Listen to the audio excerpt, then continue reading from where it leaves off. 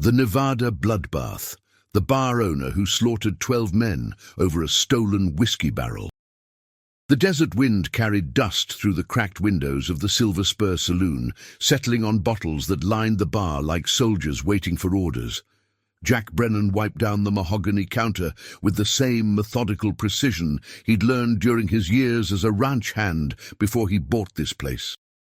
The bar stood on the edge of Prescott, Nevada, a town that barely deserved to be called one, just a collection of weathered buildings clinging to existence along a forgotten highway where truckers sometimes stopped for gas and locals came to forget their troubles.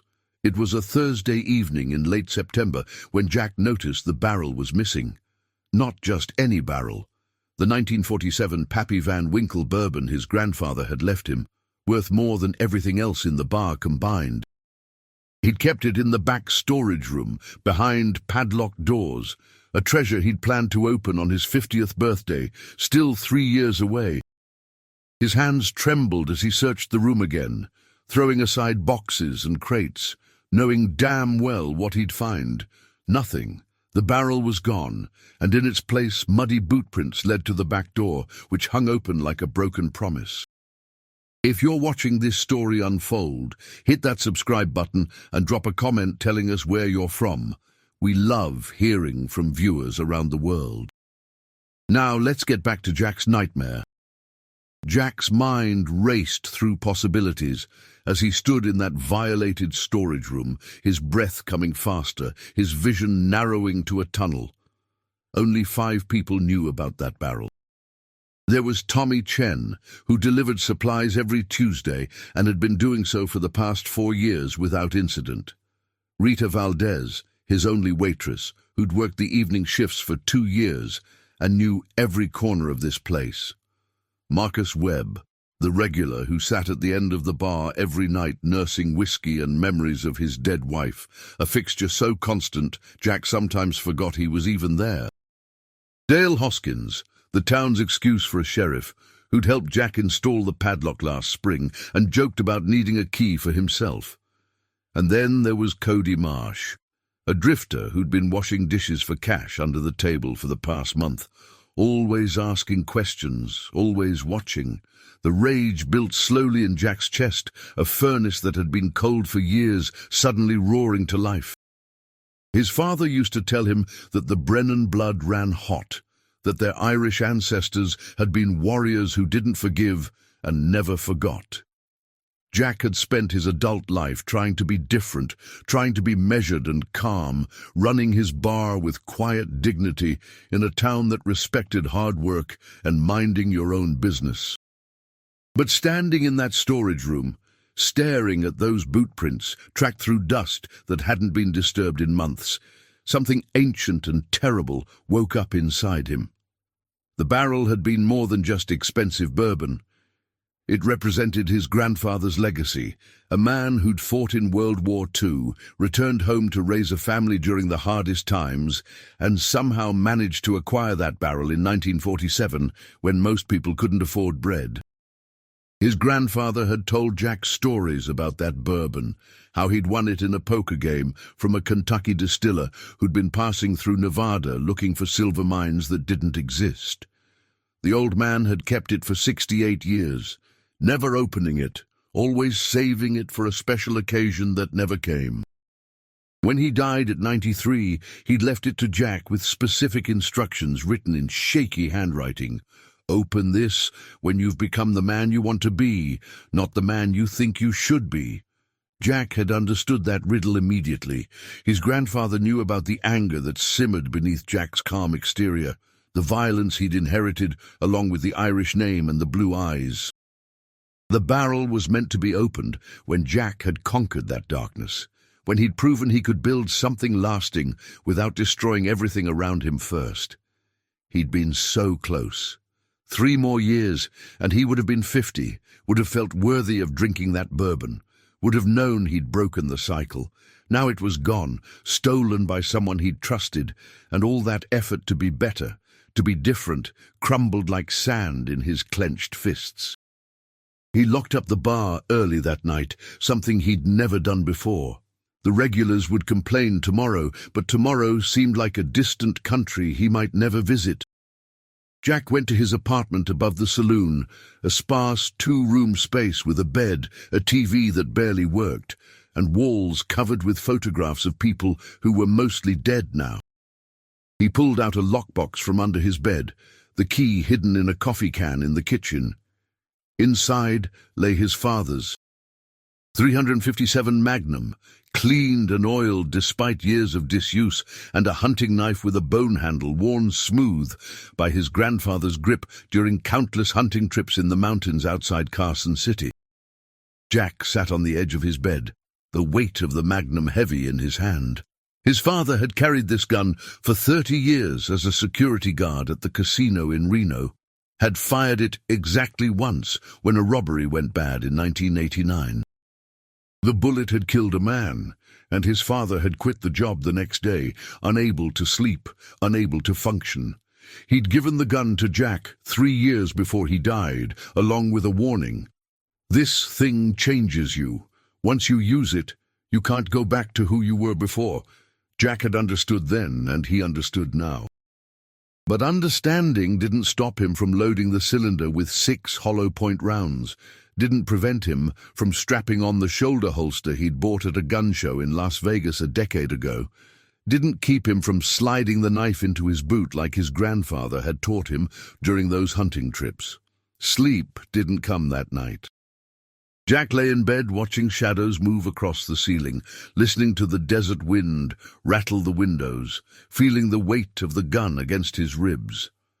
His mind constructed scenarios, conversations, confrontations. He knew he was crossing a line, knew that once he started down this path, there would be no turning back. But the alternative, letting someone steal from him, letting them get away with taking the last piece of his grandfather, letting them think Jack Brennan was weak, that was unbearable. The investigation started simple enough at dawn on Friday. Jack began with Tommy Chen, catching him at the loading dock behind the grocery store on Friday morning, just as the sun was breaking over the mountains to the east. Tommy was a second-generation immigrant whose parents had opened the first Asian market in Prescott back in the 70s, surviving the racism and suspicion that came with being different in a small Nevada town. He wore his hair in a neat ponytail and had a wife named Susan and 2 kids, Emily, 7, and David, 5, who went to the elementary school 3 blocks from Main Street. Tommy was the kind of guy who coached Little League and volunteered at the food bank, the kind of guy you wanted as a neighbor. "Tommy, I need to ask you something," Jack said, his voice carefully controlled as he approached the loading dock. Tommy was unloading boxes of produce from his truck, wearing work gloves and a Prescott Eagles baseball cap. Tommy turned, smiling until he saw Jack's face. The smile faltered. "Hey, Jack, you okay? You look like you haven't slept." "My grandfather's barrel, the bourbon. Someone took it." Tommy's face showed genuine confusion, then concern. He set down the box he was holding and pulled off his gloves. "Jesus, Jack. When? I haven't been in your storage room since Tuesday, and everything was there then. I saw it when I stacked those cases of beer. I even commented on how you kept that thing locked up tight, remember?" "You sure about that?" Jack's hand rested on his belt, inches from where the Magnum pressed against his lower back beneath his jacket. "Swear on my kids, man. Why would I take it? I don't even drink hard liquor. You know that. I've been sober 7 years since Susan gave me the ultimatum." Tommy's eyes were clear, his posture open. He wasn't lying, or if he was the best liar Jack had ever seen. "Who else knew about it?" "Few people. I'm working through the list." Tommy stepped closer, lowering his voice.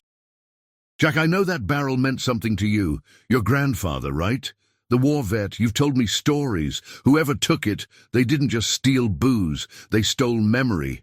That's worse than stealing money." The understanding in Tommy's voice made Jack's rage falter for a moment, but only for a moment. "If you hear anything, you let me know." "Course. And Jack, Be careful. You got that look in your eye, like my dad used to get when someone disrespected him. That look never led anywhere good. Jack nodded and walked away, but the conversation had awakened something darker in him.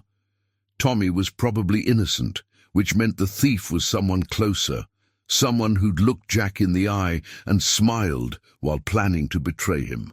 The desert sun beat down on his shoulders as he drove his battered Ford pickup to Rita's trailer park on the south side of town. The trailer park was called Desert Vista, though there was no vista to speak of, just rows of weathered single-wides and double-wides separated by patches of dirt and dying grass. Chain-link fences surrounded most of the properties, and dogs barked warnings as Jack's truck rumbled down the gravel road. Rita lived in a single-wide with peeling paint and a sagging porch, raising her teenage son Miguel alone after her husband Carlos had been killed in a mining accident 5 years back. Carlos had been working the night shift at the copper mine when a support beam gave way, crushing him and 2 other men. The mine had paid out a settlement that barely covered the funeral, and Rita had been scraping by ever since on tips from the Silver Spur and whatever odd jobs Miguel could pick up.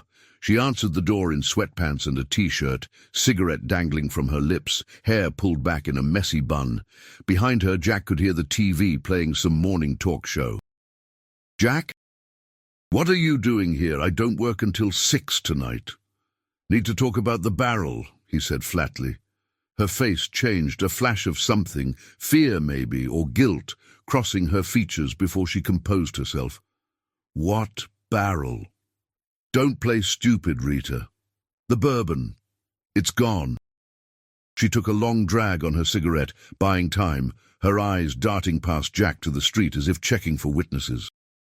"I don't know nothing about that. Maybe you should check with Cody. That boy's been acting strange lately, asking questions about what you keep locked up back there." Jack's jaw tightened. "That so?" "Yeah. Last week he asked me if I knew what was in that barrel, said he'd seen you checking on it like it was filled with gold or something." She flicked ash onto her porch, and Jack noticed her hands were shaking slightly.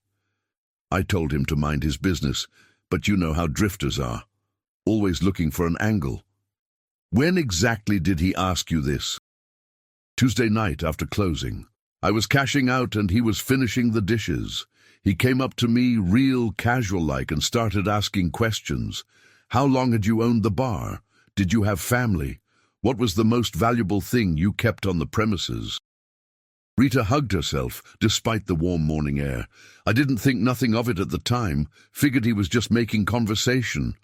But now, with what you're telling me, you tell anyone else about the barrel?" Her eyes flashed with something like anger.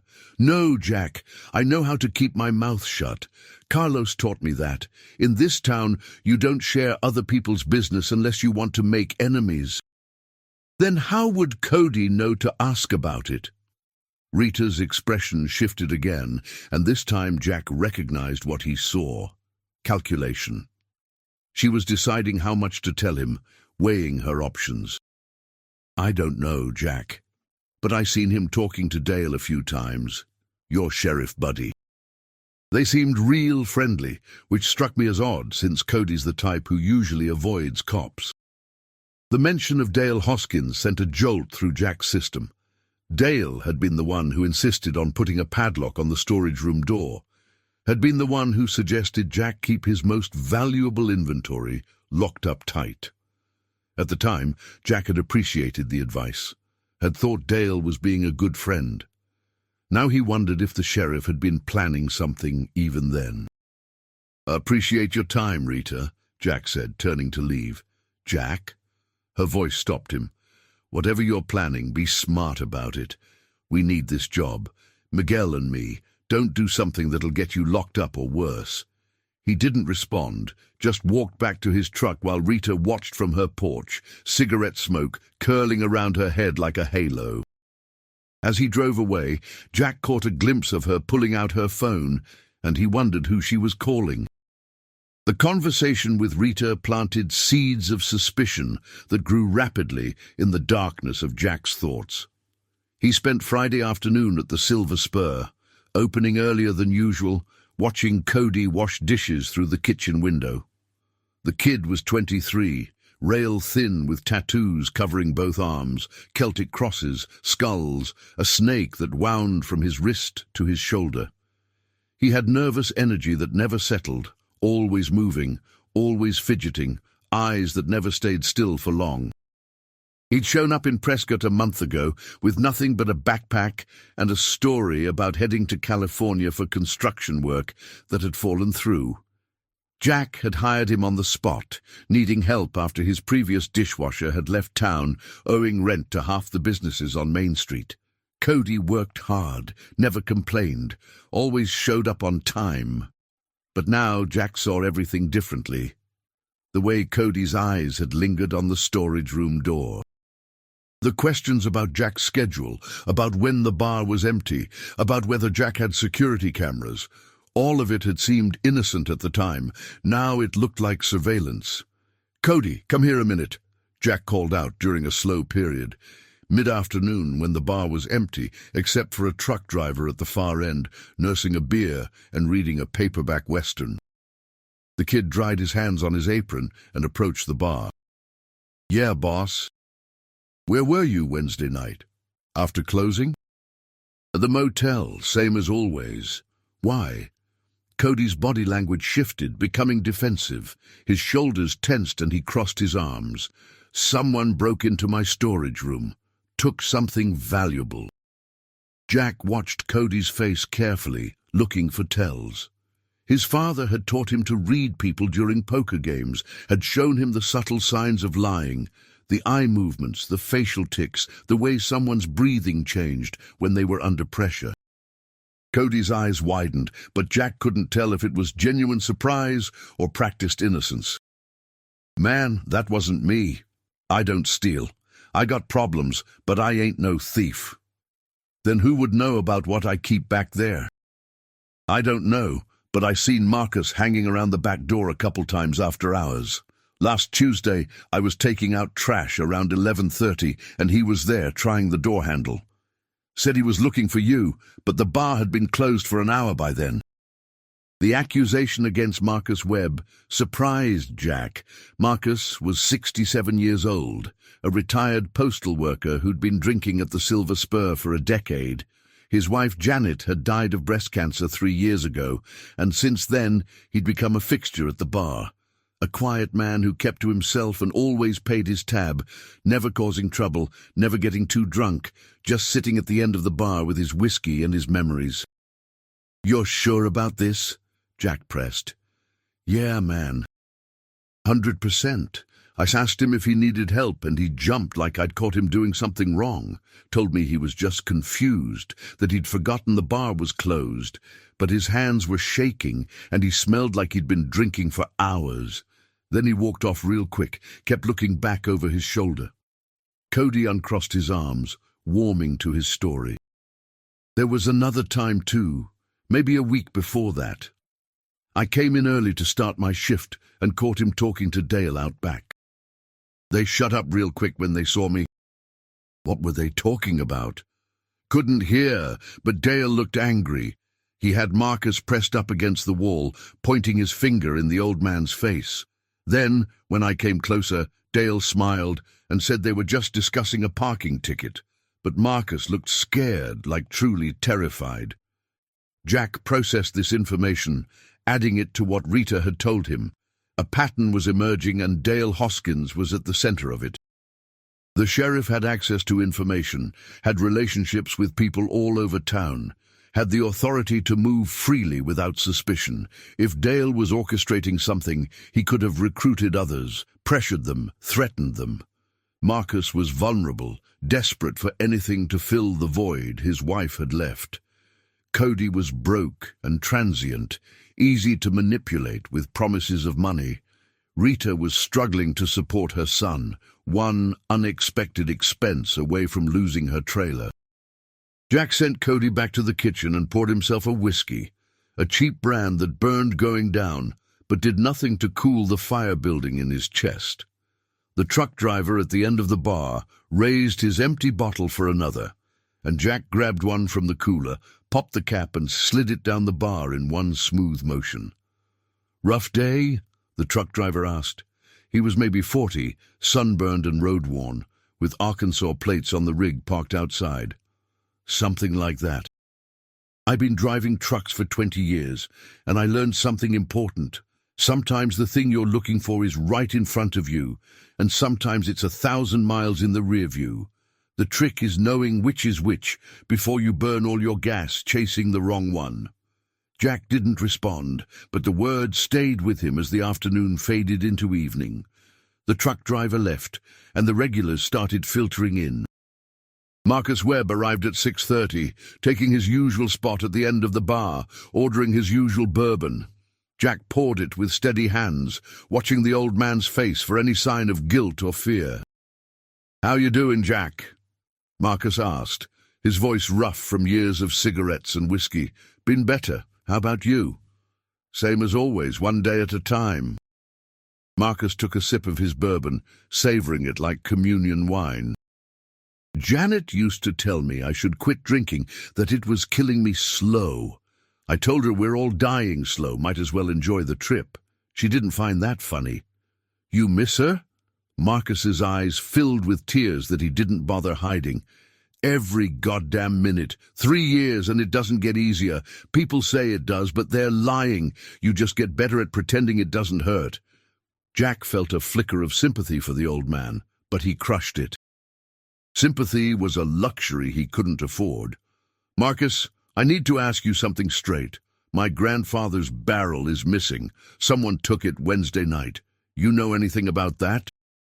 Marcus's hand froze halfway to his mouth, the glass of bourbon suspended in mid-air. His face went pale, and for a long moment he didn't breathe. Then he set the glass down carefully, his hand shaking so badly the bourbon sloshed over the rim. "Jack, Marcus's voice broke. He closed his eyes. "I need to tell you something, but not here. Too many ears.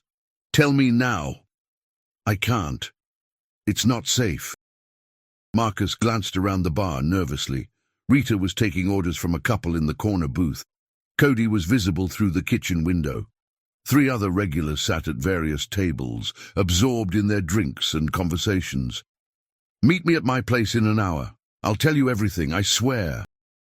Jack wanted to grab the old man by his collar and drag the truth out of him right there, but something in Marcus's expression stopped him. It wasn't just fear Jack saw.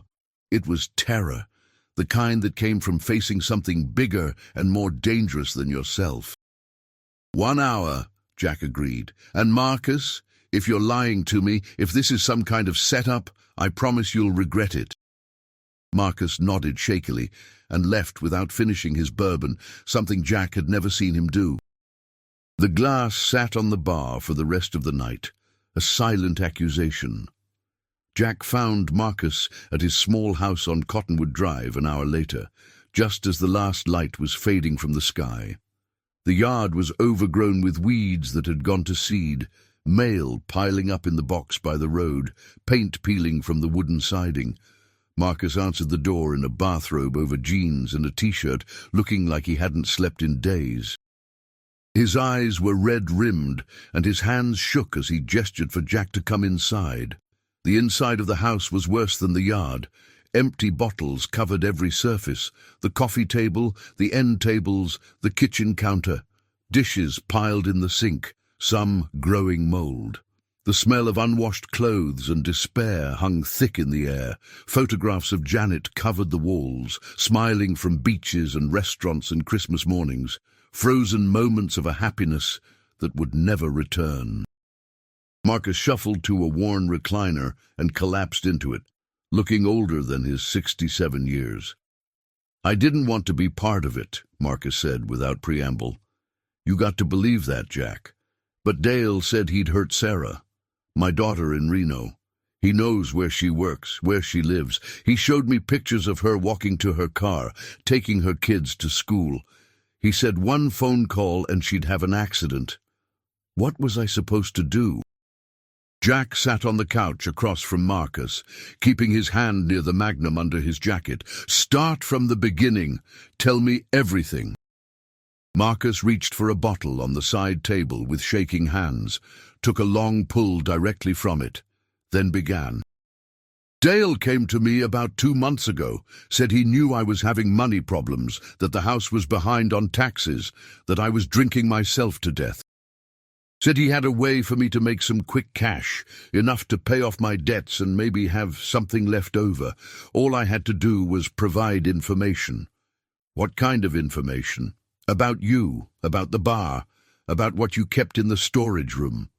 Marcus's voice cracked with shame.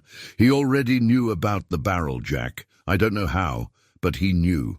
He just wanted me to confirm it, tell him the layout of the storage room, let him know when you did inventory. And you did." "I'm sorry, I was drunk and desperate, and he made it sound so simple. Just answer some questions, make some money, nobody gets hurt. But then he wanted more. Wanted me to try the storage room door, see if I could get in without breaking it. That's when Cody saw me. I panicked and left." Jack's jaw clenched. "Who else is involved?" "I don't know all of them. Dale kept things compartmentalized. Only told each person what they needed to know. But I know Rita's part of it. Tommy Chen too, though I don't know what his role is. And there's others, people Dale recruited. He told me there was going to be a big payday, that he'd found a buyer for the bourbon who'd pay $60,000 cash, no questions asked. $60,000. Enough money to change lives in a town like Prescott, where most people made $30,000 a year if they were lucky. Enough money to make people betray friends, compromise principles, commit crimes they'd never have considered otherwise." "When did they take it?" "Wednesday night, after you closed. Dale had a key to the back door. I don't know how he got it. Rita let them in through the front. There were 4 of them, Dale, Rita, Cody, and someone I didn't recognize.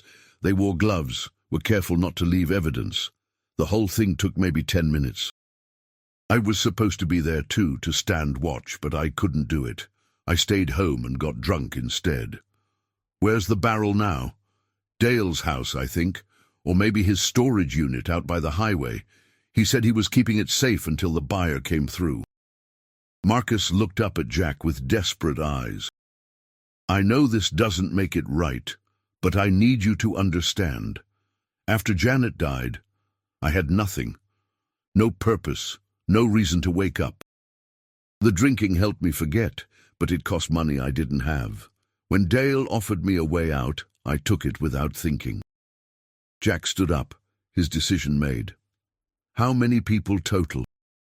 "I don't know for sure. Dale mentioned 8 others who helped plan it, people who'd get a share. He said it was a team effort, that everyone had a role.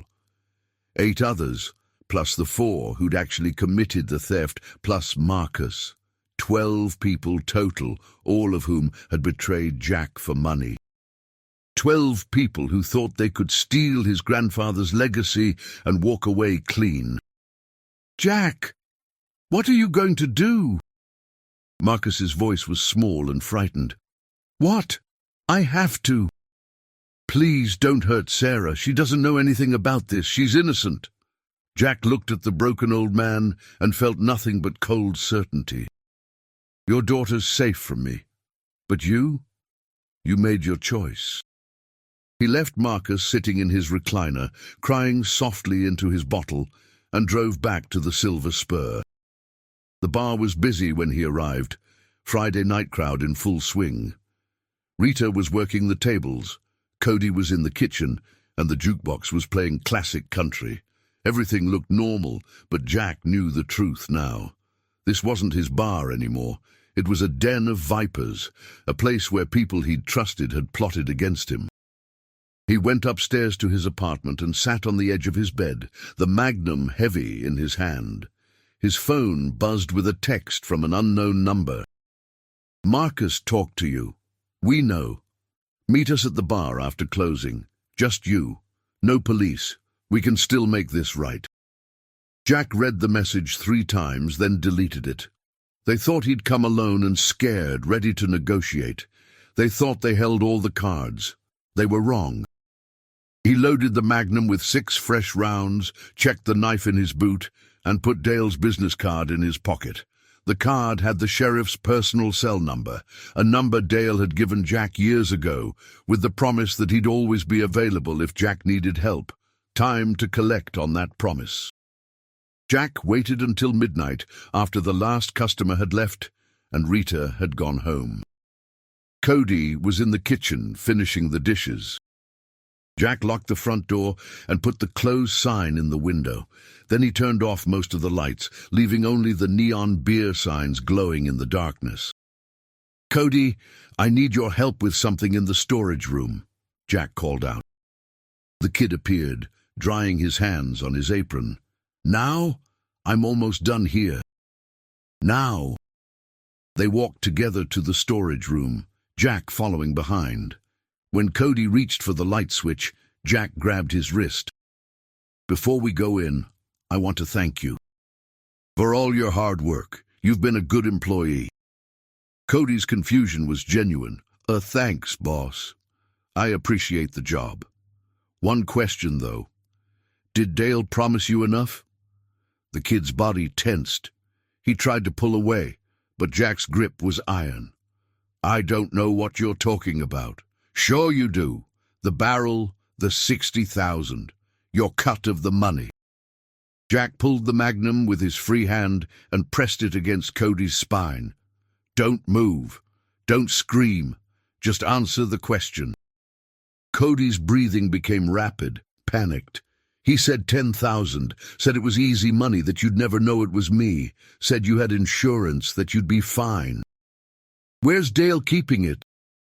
"I don't know, man, I swear. He didn't tell me. He just said we'd get our money when the buyer showed up." Cody's voice cracked. "Please, Jack, I'm sorry. I needed the money for my mom. She's sick, can't afford her treatments. I was desperate." Jack had heard enough excuses. He pulled the trigger once, and Cody dropped like a puppet with cut strings. The sound echoed through the empty bar, impossibly loud in the silence. Jack stepped over the body and pulled out his phone, dialing Dale's personal number. The sheriff answered on the 3rd ring, sounding sleepy. "This better be important." "It is. Someone broke into my bar. I caught him. You need to come now." "Jack? Jesus. Okay, I'm coming. Don't do anything stupid. Just secure the scene and wait for me." Jack hung up and dragged Cody's body into the storage room, closing the door. Then he waited by the bar, the Magnum reloaded and ready. Dale arrived 20 minutes later, parking his personal truck out front instead of the patrol car. He came through the back door, using a key he shouldn't have had, confirming everything Marcus had said. "Jack, where are you?" "At the bar. Come on in." Dale walked through the kitchen, his service weapon holstered, but his hand resting on it casually. He was in civilian clothes, jeans and a flannel shirt, boots that tracked dirt across the floor. When he saw Jack, he smiled. "You okay? You said someone broke in?" "Yeah, he's in the storage room." Jack's voice was calm, controlled. "I need you to see something." They walked together to the storage room, Jack behind Dale. When Dale reached for the door handle, Jack pressed the Magnum against the back of his head. "Don't move. Put your hands where I can see them." Dale froze. "Jack, what the hell are you doing?" "Where's my barrel, Dale?" "I don't know what you're talking about." Jack cocked the hammer.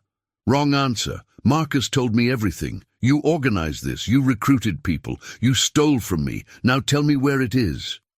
Dale's shoulders sagged. When he spoke again, his voice had changed, becoming harder, colder. "You know what your problem is, Jack. You think you're special.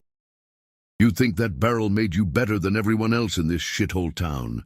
But it was just bourbon, just liquid in a wooden barrel. And yeah, I took it, because I'm tired of being a small-town sheriff making 40,000 a year while people like you sit on treasures you don't deserve. How many people helped you? Enough, and they're all waiting for their cut. Which means if you kill me, you'll have to kill them too. Can you do that, Jack? Can you murder a dozen people over bourbon? Jack's answer was a gunshot that blew apart Dale's knee. The sheriff screamed and collapsed, and Jack kicked his service weapon away before it could be reached. "Tell me where it is, or I'll do the other knee." Through tears and agony, Dale gasped out an address. "Storage unit, Highway 50, number 217. Code is 4829. It's there, all of it. Who else is coming tonight?" "Nobody.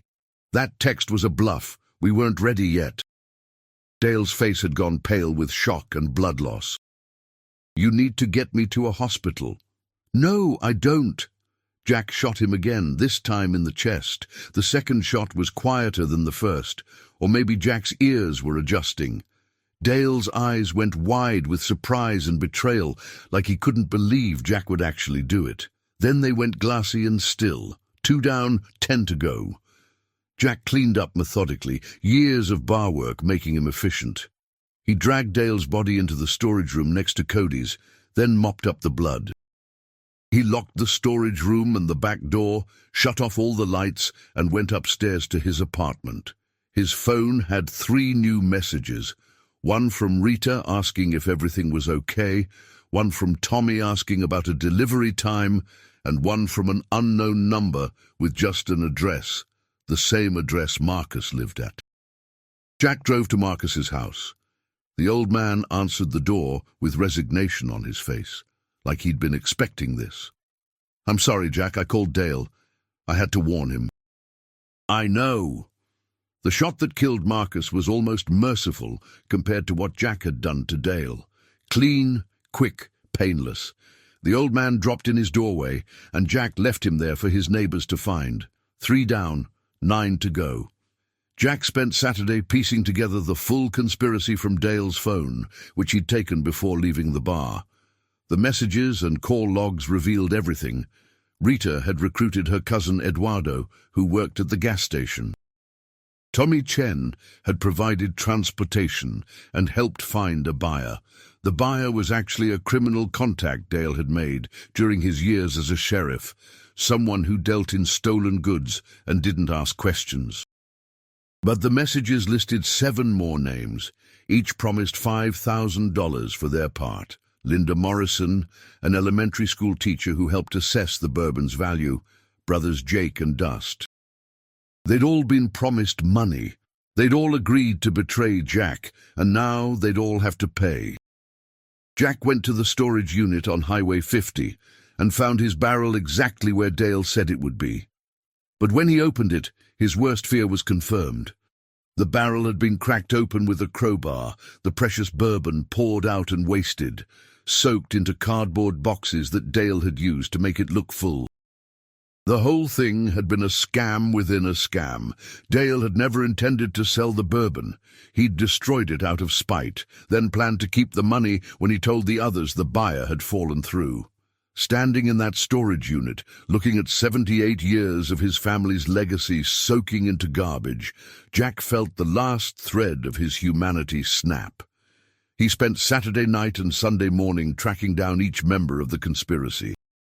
Rita first, at her trailer, where he caught her counting money Dale had already given her, an advance payment. She tried to explain, tried to apologize, but Jack wasn't interested in words anymore. He was interested in justice.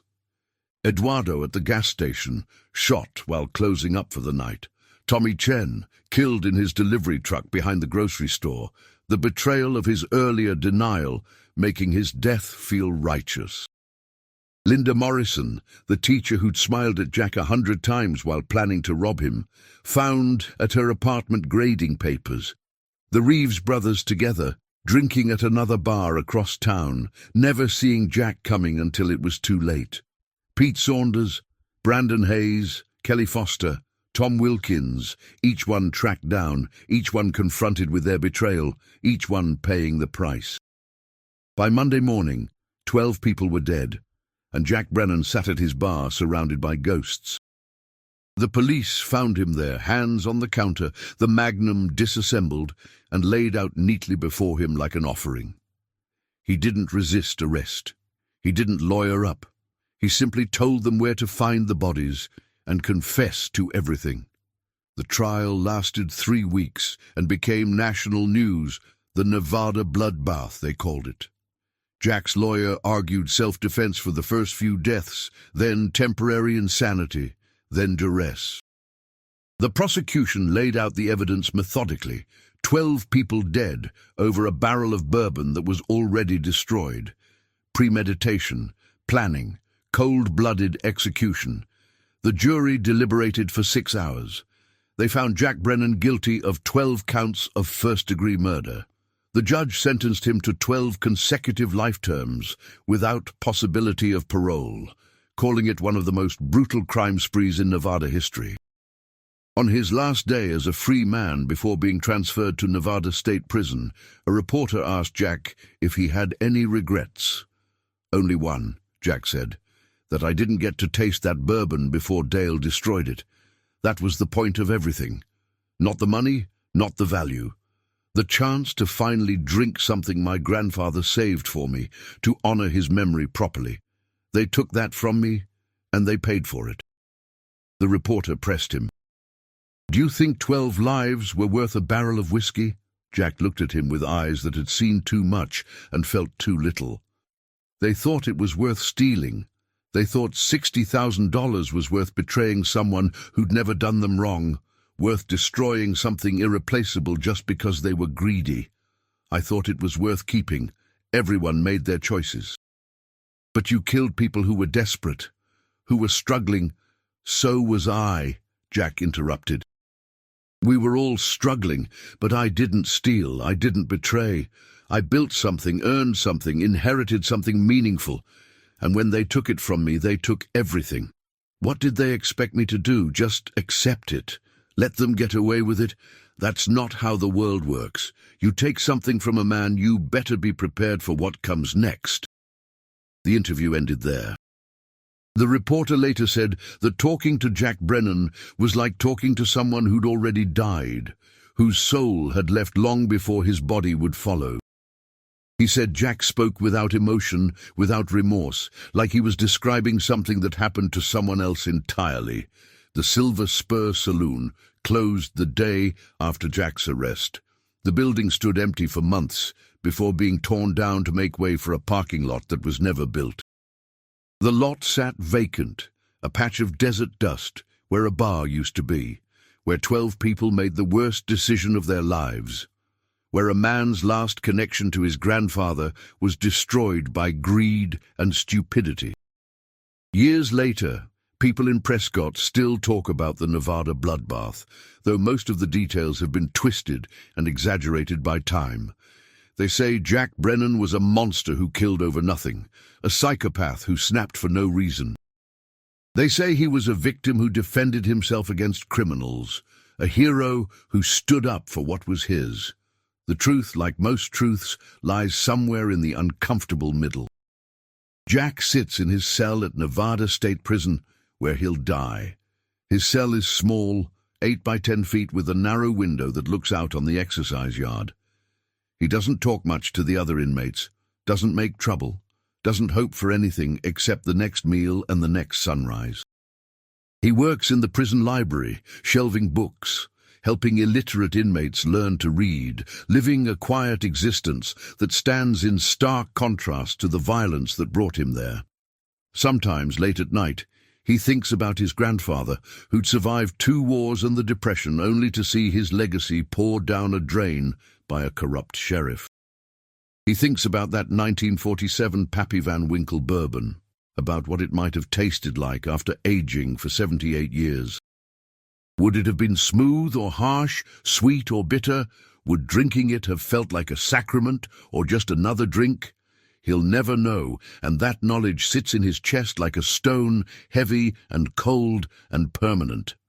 And sometimes, very rarely, Jack allows himself to wonder if maybe there was a different path, a different choice, a moment when he could have let it go and walked away. Maybe if he'd called the real police, let them handle it, trusted the system. Maybe if he'd just accepted the loss, filed an insurance claim, moved on with his life. Maybe if he'd been a different person, someone who could forgive and forget, someone whose blood didn't run hot with Irish fury, But those thoughts don't last long. Jack Brennan is a man of principle, and his principle was simple. You don't steal what's not yours, and if you do, you pay the price. The world needs rules, needs consequences, needs people willing to enforce those consequences, even when the cost is high. Without that, everything falls apart. Chaos wins. The thieves and liars take over. At least that's what Jack tells himself in the darkness of his cell, when the weight of 12 lives presses down on his chest and he struggles to breathe. The desert wind still blows through Prescott, carrying dust and memories through empty streets where a bar used to stand. The town has mostly recovered from the scandal, though property values dropped for a while, and tourists avoid it like it's cursed. New businesses have opened, new people have moved in, and life continues with the stubborn persistence of weeds growing through concrete. But the old-timers remember. They remember Jack Brennan, who ran the Silver Spur with quiet dignity for 15 years. They remember the 12 people who died, who left behind families and friends and holes in the community that never quite filled. They remember the lesson that violence teaches, that once you start down that path, there's no turning back, no redemption, no happy ending. And somewhere in Nevada State Prison, in a cell that smells like industrial cleaner and despair, Jack Brennan lies on his narrow cot and stares at the ceiling, thinking about a barrel of bourbon he never got to taste, thinking about choices made and consequences paid, thinking about whether the price of justice was worth the cost of his soul. The answer changes depending on the day, depending on how the light falls through his window, depending on whether the ghosts that visit him in his dreams come as accusers or as validation. But the answer doesn't really matter anymore. The deed is done. The sentence is passed. The story is over. Except it's not over, not really. Stories like this never end. They echo through time, getting retold and reinterpreted, becoming legends or warnings or cautionary tales. In 50 years, people will still talk about the Nevada bloodbath, though they'll probably get the details wrong. They'll argue about whether Jack Brennan was a villain or a victim, whether his actions were justified or insane, whether the 12 deserved what they got, or were simply people who made a mistake. But Jack won't be around to set the record straight. He'll be long dead, buried in the prison cemetery under a numbered marker, his name forgotten except by the few who knew him. The barrel will be gone, rotted away or destroyed. The bar will be a memory, then less than a memory. Only the desert will remain, indifferent and eternal, covering everything eventually with its patient dust. And maybe that's the real lesson of this story. Not that revenge is sweet or justice is important, but that in the end we're all just dust. Our treasures and grudges, our loves and hates, our carefully preserved legacies and desperate betrayals, all of it turns to dust. The barrel was just wood and bourbon. The 12 were just people. Jack is just a man, and none of it matters to the desert wind that blows today, the same as it did 1,000 years ago, the same as it will 1,000 years from now. But try telling that to Jack Brennan as he lies in his cell, clutching the only photograph he has left of his grandfather, a faded black and white image of an old man holding a barrel like it contained the world's secrets. Try telling him his grandfather's legacy didn't matter, that the bourbon was just bourbon, that 12 lives were too high a price for pride and principle. He won't hear you. He can't hear you. The furnace in his chest burned out long ago, leaving only cold ash and the echo of gunshots that will haunt him until he dies. The Nevada bloodbath. The bar owner who slaughtered 12 men over a stolen whiskey barrel. That's the story. That's the truth. That's what happens when desperate people steal from a desperate man, when everyone makes the worst possible choice, when the line between justice and murder disappears in the desert heat. And somewhere in an evidence locker in Carson City, the remains of that barrel sit on a shelf, catalogued and forgotten, the wood stained dark with bourbon that's long since evaporated, leaving behind only the ghost of what might have been if people had been better, if choices had been different, if Jack Brennan had been the man his grandfather hoped he'd become, instead of the man his father always knew he'd be. 5 years later, the fluorescent lights in Nevada State Prison's visiting room hummed with the steady drone of institutional despair. Jack Brennan sat at a table bolted to the floor, his hands folded in front of him, waiting. 5 years had changed him in ways that went beyond the grey streaking through his hair or the lines deepening around his eyes. Prison had a way of hollowing men out, leaving shells that looked human but felt empty inside. The door buzzed open, and a woman walked in, mid-30s, blonde hair pulled back in a professional bun, carrying a leather briefcase that looked expensive. She wore a tailored grey suit and moved with the confidence of someone who'd never spent a night worrying about money. Jack didn't recognize her until she sat down across from him and pulled out a business card. "Mr. Brennan, my name is Sarah Mitchell. I'm a journalist with the Las Vegas Review-Journal. I've been researching your case for the past year, and I'd like to ask you some questions." Jack studied her face, looking for the judgment he'd grown accustomed to seeing in visitors' eyes. Instead, he found only curiosity and something else. Maybe respect, maybe fear. "I don't do interviews. Told my lawyer that 5 years ago." "I know. But this isn't just about you. 3 months ago, they found something during the demolition of the old county courthouse in Prescott." Sarah reached into her briefcase and pulled out a manila envelope, sliding it across the table. Sheriff Dale Hoskins kept records, detailed records, of everything. Jack's hands remained still, but his jaw tightened. What kind of records? Proof that he'd been running a theft ring for 7 years before your grandfather's barrel was stolen. Documentation of 23 robberies across 3 counties. Names, dates, amounts. He kept it all as insurance, in case his partners ever tried to turn on him. Sarah tapped the envelope. "Your case was just one operation among dozens. The difference was you were the only victim who fought back." Jack opened the envelope slowly, his movements careful and measured, as they always were now. Inside were photocopies of ledgers written in Dale's handwriting, spreadsheets tracking stolen goods and their values, photographs of items before they were sold.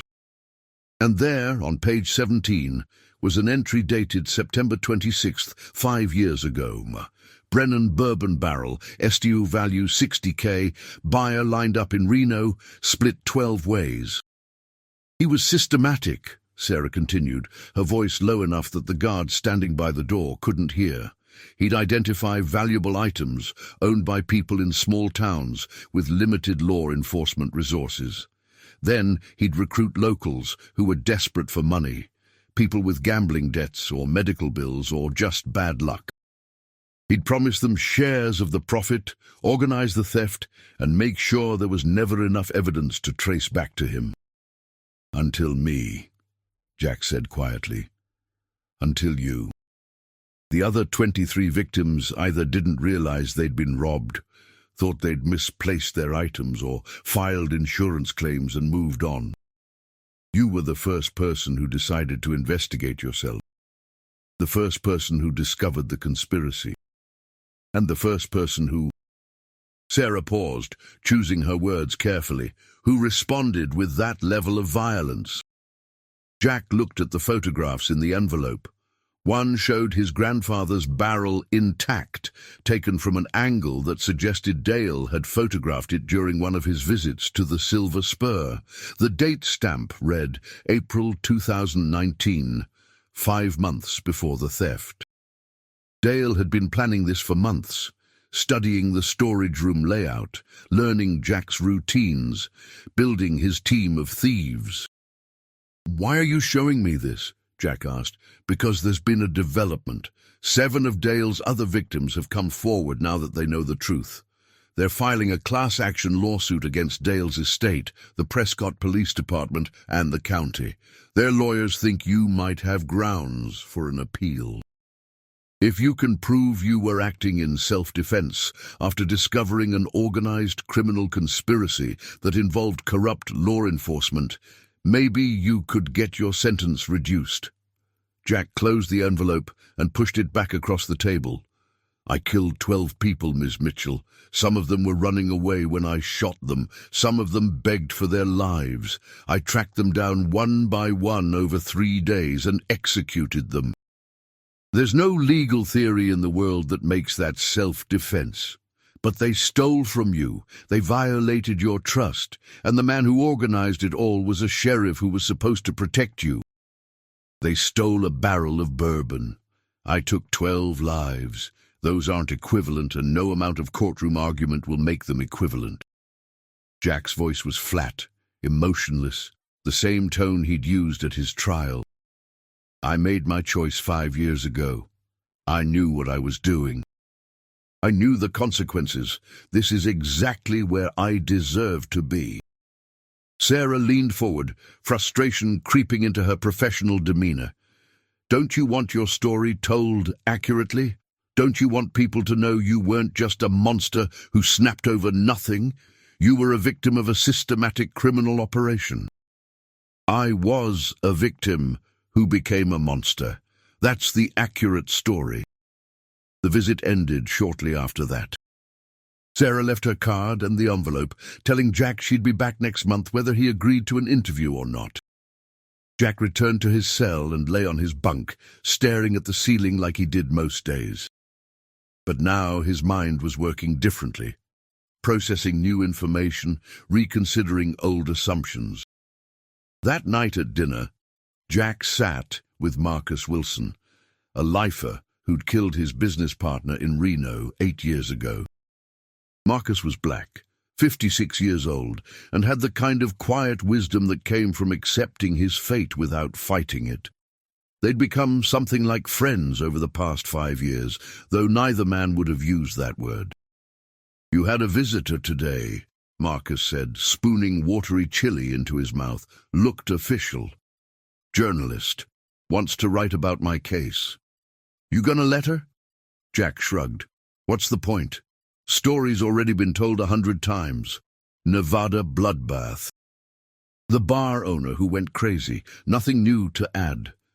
Maybe there is, though. Maybe people need to know the whole truth, not just the parts that make good headlines. Marcus set down his spoon.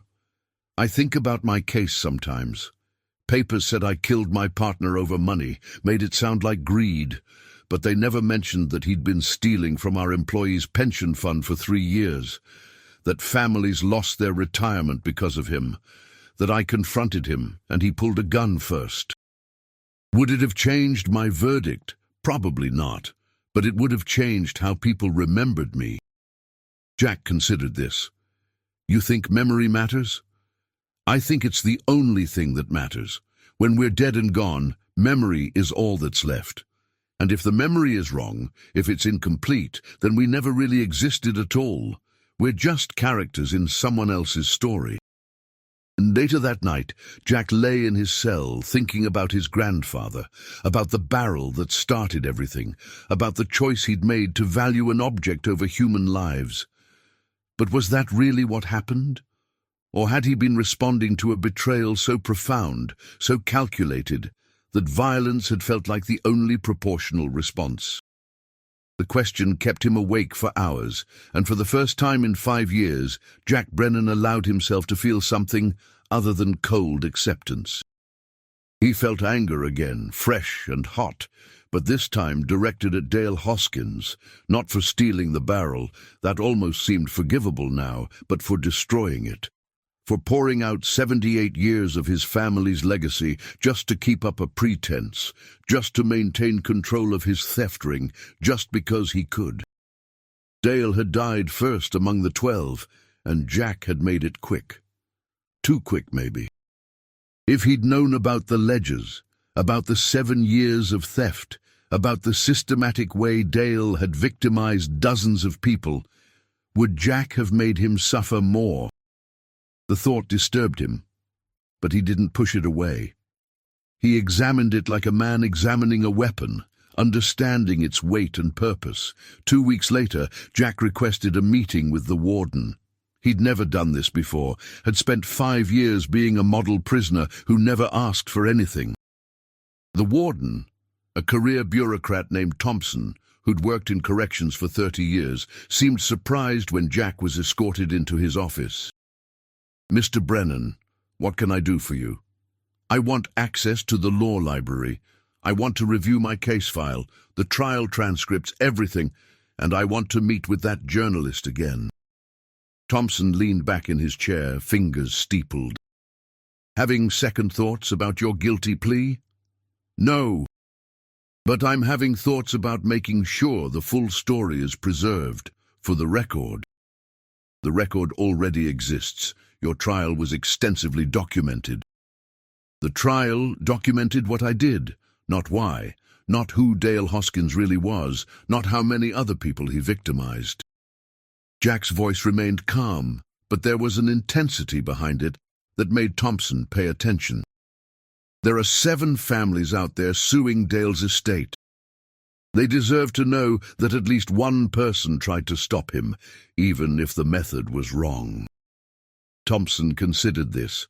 "You understand that talking to a journalist, giving interviews, drawing attention to yourself, none of that will help your legal situation. You'll still die in prison." "I know. This isn't about me anymore." Over the next month, Jack spent his free time in the law library, reviewing documents Sarah Mitchell provided.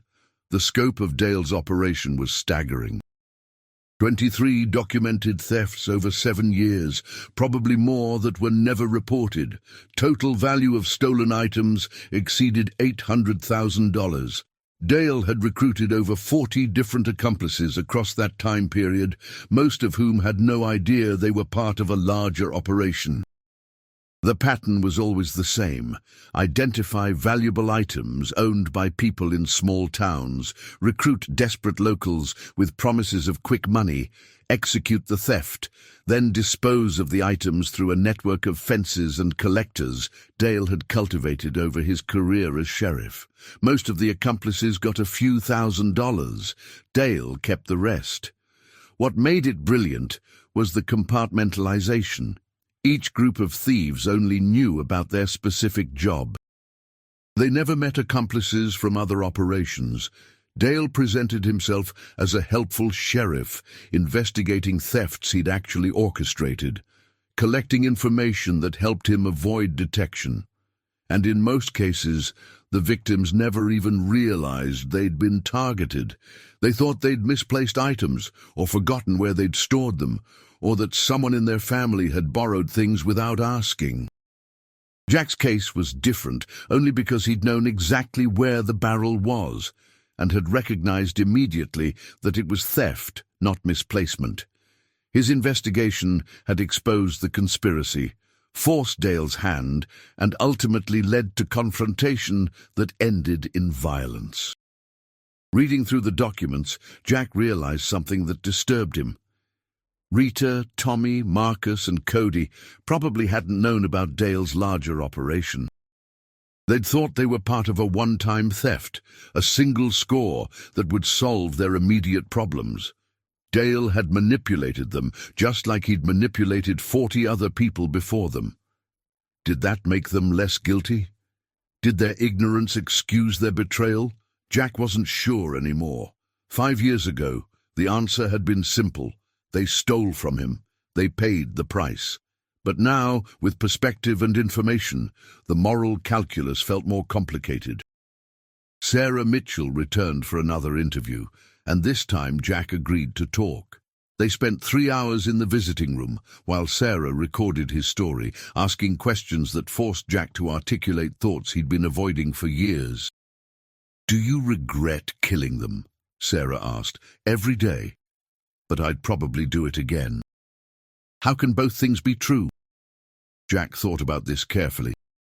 I regret that the world is the kind of place where 12 people felt desperate enough to steal, where a corrupt sheriff could operate for 7 years without being caught, where violence felt like the only response to betrayal. I regret all of that. But given who I am, given what they did, given the choices available at that moment, I don't see what else I could have done and still been myself. Some people would say you could have called the real police, pursued legal options. Dale was the police. The system that was supposed to protect me was the system that robbed me. Legal options only work when the law is honest. What about forgiveness? Could you have just let it go? Jack's expression hardened. They didn't just take property, they took memory. They destroyed something irreplaceable that connected me to my grandfather, to my family, to the man I was trying to become. You can't forgive that. You can only respond to it. But the interview continued, covering details of the investigation, the confrontations, the killings. Sarah was thorough, asking about each victim, making Jack remember their faces and last words. It was brutal, but Jack endured it because he understood what Sarah was doing. She was making him acknowledge the humanity of the people he'd killed, forcing him to see them as more than just betrayers. When they finished, Sarah turned off her recorder and sat back. One more question, off the record. If you could go back to September 26th, knowing everything you know now, what would you do differently? Jack was quiet for a long moment. I'd open the barrel the day my grandfather gave it to me. I'd drink that bourbon while he was still alive to share it with me. I'd stop waiting to become worthy and just accept that I was who I was. Because the real tragedy isn't what they stole. It's that I let something sit in a storage room for 15 years instead of enjoying it, instead of honoring my grandfather by actually using his gift. So the barrel was never really about the bourbon. No, it was about potential, about becoming someone better, about believing that if I just waited long enough, worked hard enough, controlled myself enough, I'd finally deserve something precious. Jack's voice dropped to almost a whisper. But you can't earn your way into being a different person. You either are or you aren't. And I spent 15 years pretending I was someone I'm not. Sarah's article ran 3 months later as a 6-part series in the Las Vegas Review-Journal. It was titled, "The Nevada Bloodbath Reconsidered: One Man's War Against Systemic Corruption."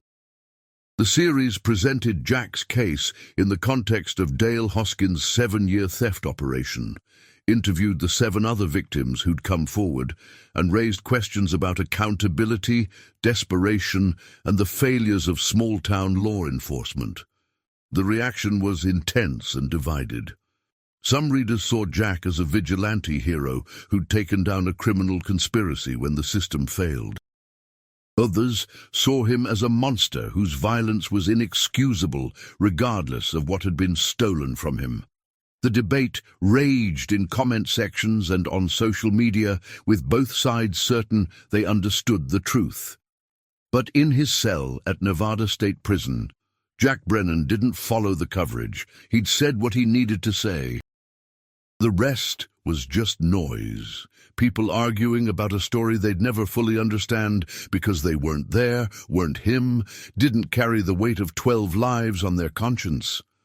5 years in, with the rest of his life stretching ahead like an empty highway through desert wasteland, Jack had finally accepted his fundamental truth. He was exactly who his grandfather had feared he'd become. The barrel was supposed to transform him, but instead, its theft had revealed him. And maybe that was the real point all along, not becoming worthy of the bourbon, but discovering whether he ever could be. The answer was no. Jack Brennan was a man who valued objects over people, memory over mercy, revenge over redemption. He'd chosen that path 5 years ago, and he'd walk it until he died. But at least now the record was complete. At least now people knew the whole story, even if they couldn't agree on what it meant. and in some small way, that felt like enough.